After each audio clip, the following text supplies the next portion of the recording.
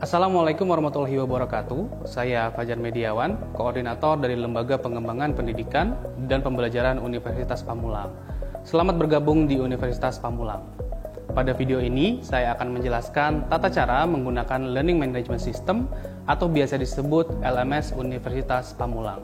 LMS yang digunakan di Unpam berbasis Moodle yang dapat diakses melalui aplikasi browser pada komputer maupun smartphone dan disarankan menggunakan browser dengan versi terbaru atau up-to-date. Untuk mengakses LMS Unpam, Sobat Unpam hanya perlu mengetik alamat elearning.unpam.ac.id. Sekali lagi ya, elearning.unpam.ac.id.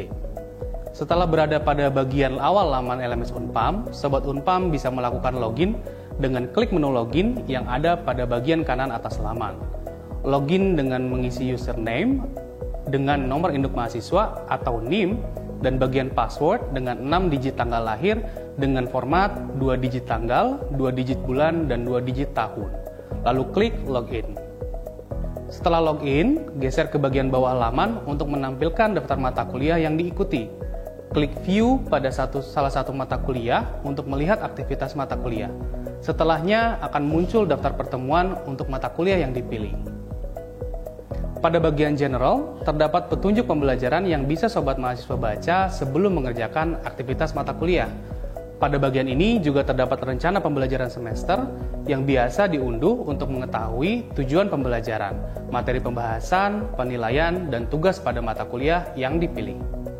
Berikutnya, klik pada salah satu pertemuan untuk melihat aktivitas mata kuliah pada pertemuan tersebut. Dalam setiap pertemuan terdapat beberapa aktivitas. Yang pertama adalah tes awal pertemuan.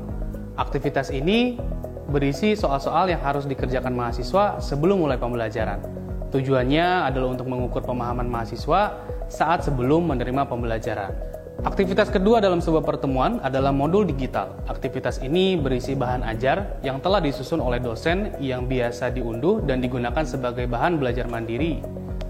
Ketiga, video pembelajaran. Pada aktivitas ini terdapat video bahan ajar yang sesuai dengan materi pada masing-masing pertemuan.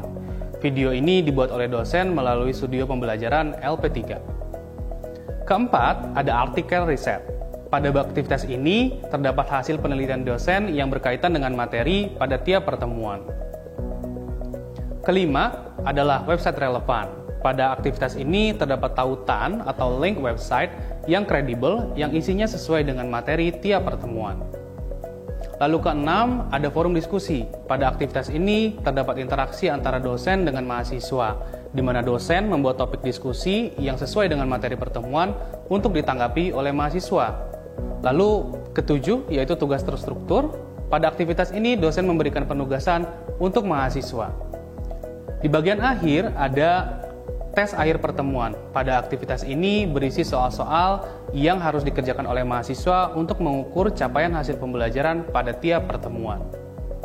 Lalu di bawah ada aktivitas Meet. Pada aktivitas ini terdapat link atau tautan untuk melakukan pembelajaran tatap muka secara daring dan dilakukan sesuai jadwal yang telah ditentukan oleh LP3. Pada setiap aktivitas, terdapat fungsi yang dapat merekam kegiatan mahasiswa. Artinya, jika mahasiswa sudah menyelesaikan aktivitas tersebut sesuai ketentuan, akan muncul centang biru pada sebelah kanan aktivitas yang sudah diselesaikan oleh mahasiswa. Berikut adalah macam-macam cara agar mahasiswa terekam sedang melakukan aktivitas yang ada. Nomor 1, untuk aktivitas yang berupa kuis seperti tes awal dan tes akhir pertemuan, mahasiswa harus mengerjakan dan menyelesaikan soal-soal yang ada. Kedua, untuk aktivitas yang berupa folder, yang biasa digunakan sebagai wadah modul digital dan artikel riset, mahasiswa harus membuka dan mengunduh file yang ada di dalamnya.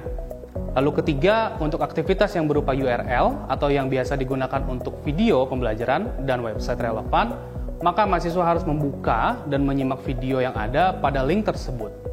Keempat, untuk aktivitas forum diskusi, mahasiswa harus memberikan tanggapan minimal 2 kali, baik itu menanggapi komentar dosen atau menanggapi mahasiswa lain. Yang kelima, untuk tugas berbentuk assignment yang digunakan untuk penugasan, maka mahasiswa harus submit jawaban dari tugas yang diberikan. Selanjutnya adalah fungsi restriction atau pembatasan. Fungsi ini digunakan untuk membatasi sewaktu aktivitas agar tidak bisa dibuka sebelum mahasiswa menyelesaikan aktivitas yang lain. Fungsi restriction bermaksud agar pembelajaran dapat dilakukan secara terstruktur. Mahasiswa mengikuti tahapan-tahapan yang ada sesuai dengan aktivitas apa yang harus dikerjakan terlebih dahulu. Sebagai contoh, pada modul digital 1 terdapat keterangan restricted yang mengharuskan mahasiswa untuk mengerjakan tes awal pertemuan 1 terlebih dahulu sebelum dapat mengunduh modul digital 1.